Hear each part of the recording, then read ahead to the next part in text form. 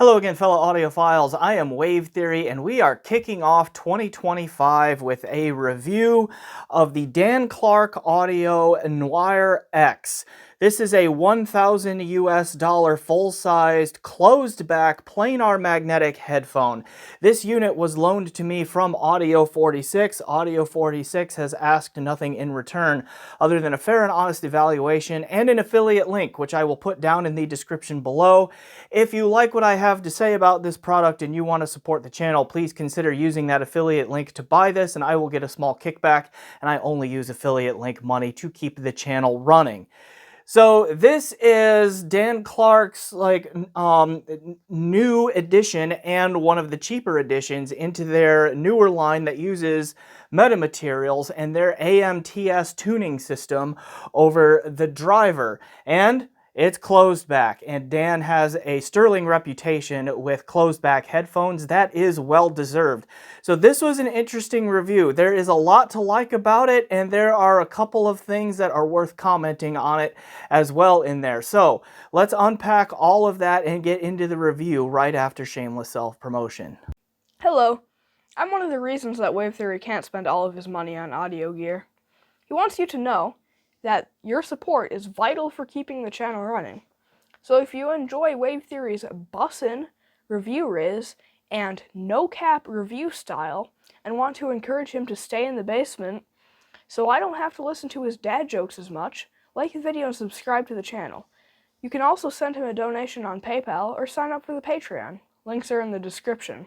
Now on to the review. Quick takeaways here on the Noire X is that it is a very competent and very smooth and well-balanced headphone at $1,000 and doing it while closed back is also impressive. Like, I don't know that you're going to find a more well-balanced tuning in a closed back headphone under $1,000 than you can get to from this one. Some of the presentational aspects of it and other technicals like detail retrieval on it is not the best. Okay, and we will get into that here as the review unfolds. It is very comfortable, but it also is very easy to fingerprint and smudge up and that sort of thing. So those are some quick takeaways here. Let's get into all of the details, and again, use timestamps to jump around in this video if you need to, and watch the parts that are of most relevance or interest to you. Okay, so as I said here at the top, $1,000. I do believe this is the cheapest headphone from Dan Clark to use his metamaterials and his AMTS tuning system. That may not be accurate, but that is my understanding from the reading that I have done here. Okay, and it is a planar magnetic headphone and of course closed back. And planar magnetic closed backs in particular are apparently very difficult to do because there are relatively few good ones out there, and most of them out there that are good come from Dan Clark. So we're starting from a pretty good position on that front with this headphone.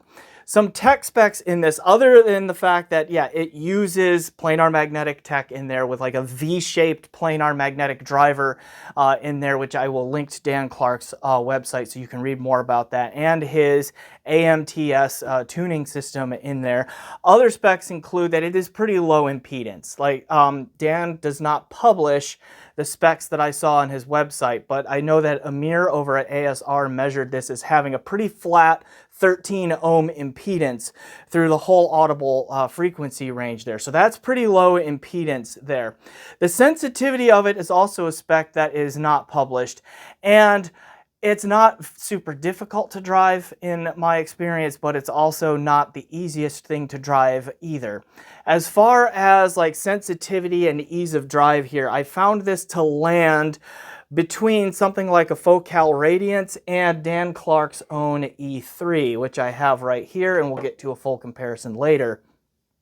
Okay, so it's harder to drive than something like a Focal Radiance, but easier to drive than something like Dan Clark's own E3. So and I found that some transportable and portable amps that I have on hand, like the Chord Hugo 2 and the iBasso DX260 DAP, they had plenty of power to drive this rather appropriately in there. So it is a little bit more amp friendly and from a power demand standpoint. So it's less power demanding than a lot of Dan Clarks have been in the past. So that is something that is improved upon here, particularly when you talk about how this folds up, okay, and sits in a nice carrying case and all of that, you know, making it transportable to a degree. Like folds up like this, it fits into a carrying case, which I won't show you here on hand. Like see my E3 video there, it's the same kind of carrying case where it just fits in there nice and tight and compact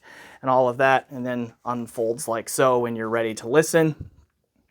Okay, so that, like, it's actually one of the more mobile amp friendly devices Dan Clark has put out. So that's a big step, I think, for the company there, because like the E3, the Stealth in particular being closed back, you may want to use them in like mobile and transportable situations, but they weren't always the most amp friendly in those kinds of settings. Okay, so this is improvement there. All right.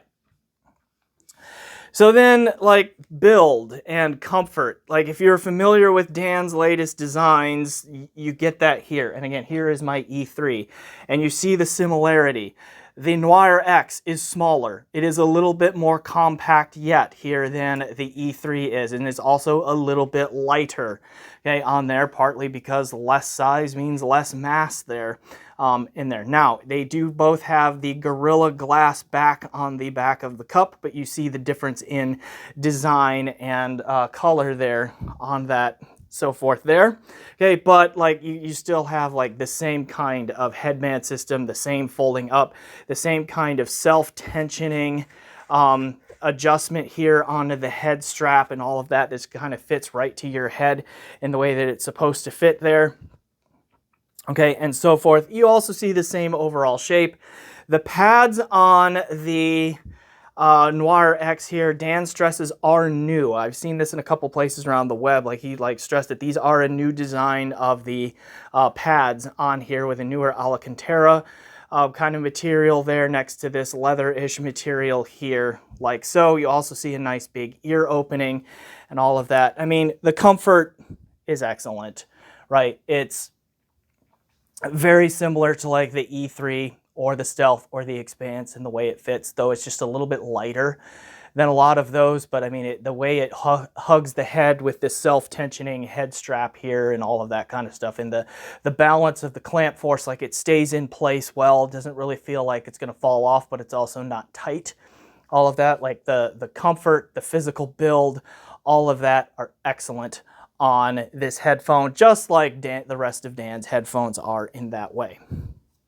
Okay, the aesthetics though, like this Gorilla Glass here on the back here, it's just a highly reflective glass, okay, with a black background, so it's very much like a mirror. You're probably seeing that my room is a disaster behind there because I have more boxes than I know what to do with, okay, in here. But also, like, this just gets fingerprinted and greased up and kind of nasty looking, okay, very quickly. And even if you like take a rag and you clean it off like this, you also often end up just smearing that grime around rather than actually getting it clean. So if you're a bit of a neat freak, that might be an issue for you.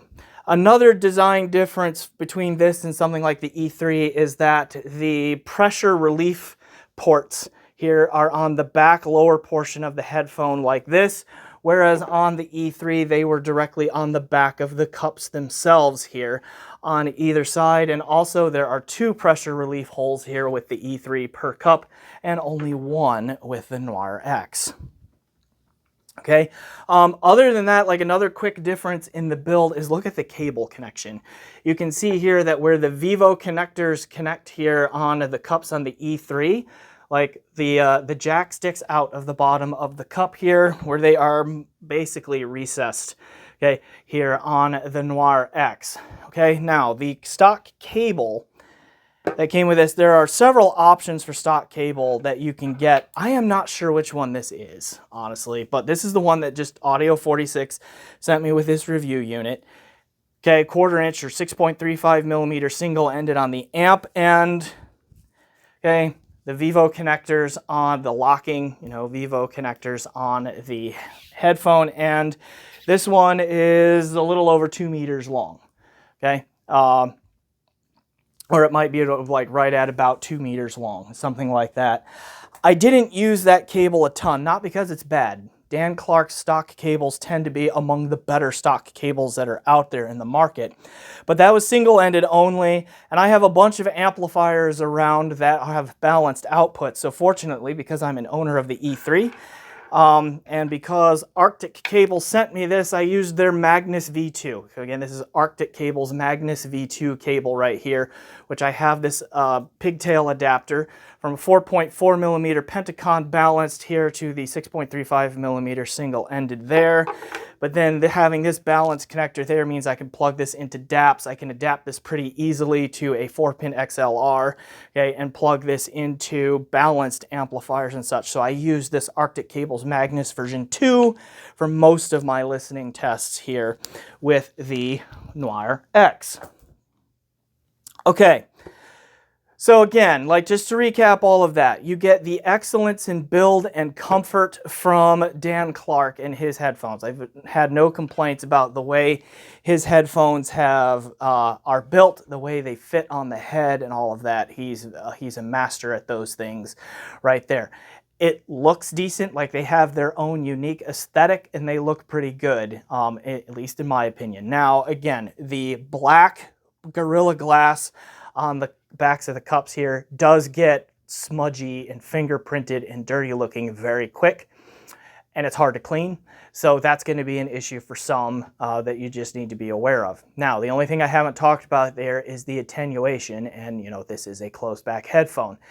And I would say the attenuation here, or at least the isolation, I should say, are about average as far as closed backs go. Like I do hear, you know, if I snap my fingers around like this, they are not as clear as they would be, of course, if I didn't have the headphone on. My voice, as I speak, is muffled, and most of the sound that I hear are the sound waves that are traveling through the material of my own head rather than the air around there.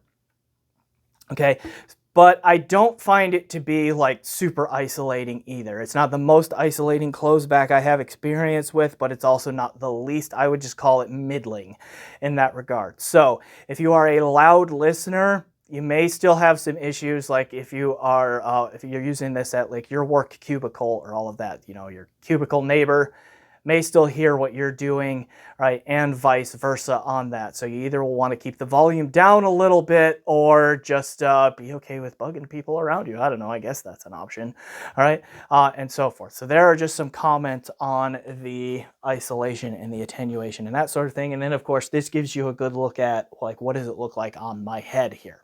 Okay, let's get into the sound. And I think this is where things got pretty interesting here. So test gear as we transition here. I tried this on a variety of things. I've already mentioned a couple of like mobile and transportable things in the iBasso DX260 DAP and the Chord Hugo 2. Also, I should mention I'm an all-digital music listener, so all digital music files that I would have used would have been lossless or high-res FLAC files or DSD files. Either played locally via Roon, or in the case of FLAC files, could have also been streamed from Qobuz and then again through Roon. With the exception of that DAP, then I would have had either used Roon Arc there or use local files on a micro SD card and just use the Mango player or the Mango operating system on board the DX260. Okay. Other gear, desktop gear, includes entry-level stuff like the FiiO SR11 streamer right into a FiiO K11 R2R DAC amp. I also used Gishelli J2S DAC, which would have been fed by a Chord 2Go 2U combo of streamer and DDC. Okay, fed into that Gishelli via USB there. And that Gishelli, I've been using a 12-volt Swagman LPS on it. It's got Burson V7 Vivid op amps in it. And what else? It's a fairly tricked out Gishelli J2S there, all that. And that would have in turn fed through a Jensen ISOMAX transformer box to go from XLR balanced to RCA single-ended outputs into the new APOS Community Gremlin amplifier. That's a little a hybrid tube amp that I just got in for review. Tried that on here a little bit. The Quicksilver headphone amp, which is another tube amp, got some time there. Also the Aoun S17 Pro, which is like a $750-ish solid state headphone amplifier. And then my big guns, I use the Lampesator Baltic 3 DAC into the LTA Z10E amplifier here, then headphone output into this. So there was a fair range of gear there that I used to test this. So what did I find out? Okay. True to Dan Clark's reputation and his history with headphones, either open or closed, the tuning is excellent. Okay, from a kind of 1,000-foot view overview of the tuning on this one is it is mostly neutral. There is a hint of warmth to this one over and above what I've experienced from Dan Clark's in the past. My other Dan Clark listening experiences have been the E3, the Expanse, and the Stealth. Okay. And this one is just a little bit warmer than all of the other three there. But it does maintain what Dan is very good at, and that is just being tonally smooth, right? There are basically no sharp peaks or dips in the frequency response here. The relationships between fundamental frequencies and their harmonics is very realistic, very natural, very smooth. So this headphone is free of sibilance. There really isn't any shout or honk to the mid-range or anything like that. It never sounds nasally with vocals or anything like that. Okay, so I mean, true again to Dan is like he tunes to a target, he gets very close, he has very tight control over frequency response, and that makes it into this headphone, but with just a little bit more warmth than I have heard from other Dan Clarks. Is it a warm headphone generally? No, but I think a lot of users will find it that it tilts just a little bit warmer than true neutral. So call it neutral leaning warm in its overall frequency response. All right. From there, it becomes a little bit of a mixed bag here because like the presentation on this again is just very silky smooth on there. And that's good. Like fatigue on this headphone almost never happens. A, because it's very physically comfortable. B, because of that even tuning with no sharp edges or harshness on it or anything like that. You can listen to this just about any genre of music you want. Plays nice with just about any genre of music for a long period of time without fatigue, even at relatively high volumes. At least that's what I found the listening experience to be here. And it is enjoyable. It just kind of wraps you in that smooth, silky sound that still has enough dynamic impact in it to be interesting and not sound flat or lifeless at all. You know, it's not going to compete with the vocals of the world in terms of dynamics and impact and pace, rhythm, timing kinds of things, but it's good. Okay, there. The soundstage isn't huge, nor is it intimate. Okay, it's just kind of in the middle there. The holography is decent. Okay, pretty good imaging and separation laterally. There is a little bit of a hint of depth and layering to it. Not great, but again, $1,000 headphones generally don't have a ton of that. So this one I think has an appropriate amount there of that. Timbre also is pretty good. Vocals sounded pretty realistic and natural to me, and I'm kind of a vocal timbre hawk, okay, and I found them to be pretty good here. All right, male vocals typically have enough weight and body to their tone to like not sound thin, and that also helps with female vocals too. They don't sound overly thin or harsh or forward or shouty either in there. They are well balanced and fairly natural, okay. Other instrument sounds are also pretty good. Cymbal crashes, again, nice and smooth, no harsh edges, and they sound pretty realistic and natural. Let's talk detail retrieval a little bit here. And resolution and detail retrieval, I should say here. This is where the headphone is like, it's not quite maybe $1,000 level here. It's good, but it's not a standout feature of the sound, at least not to my ears here. And I'm gonna need to bring in comparisons and like explain the journey that I went on to like get to that statement. So we're gonna we're going to come back to my statement here about the resolution and the detailed retrieval of the Noire X as we compare it to some other headphones here. So a natural comparison is, of course, with Dan Clark's own E3. This is $2,000 US, and if you saw my year-end videos there at the end of 2024, I bought this headphone in 2024, the E3 that is, because it's really good, right? Really, really good, and it's another reference for me. And you can definitely hear the resemblance between these two, the family resemblance. They both have that really smooth, well-balanced, and natural tonality to them. Again, the Noire X just slightly warmer than the E3. I think the E3 is a little bit more impactful in its dynamics. It definitely stages bigger, and it is more holographic and three-dimensional in its spatial presentation. And it generally has more resolution and more detail retrieval to it, okay? And it scales up more with higher quality gear. We're going to come back to that point here in a little bit, more detail here in a moment. I also compared it to the Focal Radiance. Now this was about a $1,300 headphone. It's also closed back, and it's a dynamic driver here. And I found the soundstage on the Focal here to be significantly wider and bigger than what the Noire X was doing, which surprised me, but it was definitely there.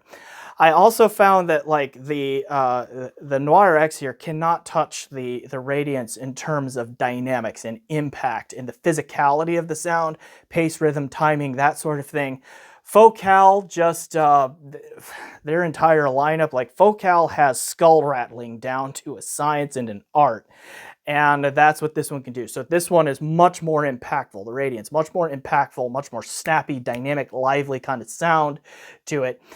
The Radiance also has a bass shelf to it that the Noire X doesn't. So the Noire X has that hint of warmth. The Radiance just leans into being warm and bassy. Okay, so you either love that or you don't, but there's definitely a bass shelf here to the Radiance. Okay, so these two here, don't fold up on me here like that, E3, okay? These two here were like my closed back reference points that I compared the Noire X to. And so why do I say that the Noire X is not quite as resolving and all of that as it could be? Okay, or arguably should be. Well, when I did some comparisons here, what I found was that these two sounded a little bit tonally rougher to me than the Noire X did on entry-level gear. That little Apos Gremlin amplifier, the FIO K11 R2R DAC amp being the two examples that I can readily point to here. The mid-range in particular was just smoother and more tonally balanced and less fatiguing through the Noire X than it was on either the E3 or the Radiance. Okay, that was really surprising to me. But then I went and I moved from like those entry-level chains to like the J2S plus the Aoun S17 Pro. And immediately, the difference that I heard was that these two, the E3 and the Radiance, smoothed out in their mid-range, in particular their mid-range tonality, and were now either just as smooth or a little bit smoother than what the Noire X was giving me, again, through mid-range tone in particular there, but also in the treble, okay? Where these two could get a little bit spicy, a little bit uneven, a little bit sharper and more sibilant in the treble on the cheaper gear, they also smoothed out and became more natural and even in their tone on the J2S plus S17 Pro. Going up higher to the Quicksilver amp, more of that again, but now the Radiance and the E3 are clearly smoother through the entire frequency range than the Noire X is. Also being more resolving, with more detail retrieval, more holographic, more three-dimensional, and that sort of thing. And then moving from that chain to the Baltic 3 DAC plus the LTA Z10E amplifier, that much more so that the Radiance and the E3 were again tonally smoother, again even more so than what the Noire X was everywhere. And then more detailed, more resolving, more holographic, etc. So when I go through that story and hear those results, here's what it tells me. And you're free to interpret this differently, but this is what it tells me. The Noire X is not as resolving as the other two. It is not able to pick out the differences in signal chain gear, especially as signal chain quality goes up, as the Radiance or the E3. The E3 is a little bit better at that than the Radiance, okay? But it's also like significantly more money than the Radiance and so forth. So, but the point is those two, the E3 and the Radiance, scale up and continue to return more and more and resolve and pull out more and more of the signal as signal chain quality goes up. The Noire X kind of hits a ceiling pretty quickly. But the Noire X also is smoother and less fatiguing and more generally listenable on entry-level gear. Okay. I think, again, that comes down to resolution. The Noire X is a very forgiving headphone. Okay. It takes, like, I mean, one thing that, you know, plagues entry-level gear is they tend to have some sharp edges to them, some rough edges to their tone and to their presentation, all of that, because they're cheap, right? And that just happens.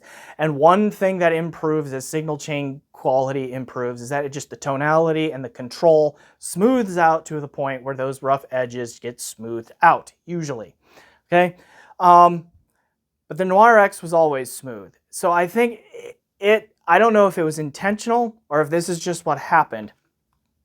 Okay, the Noire X treats entry-level source gear a lot more gracefully than the Radiance or the E3.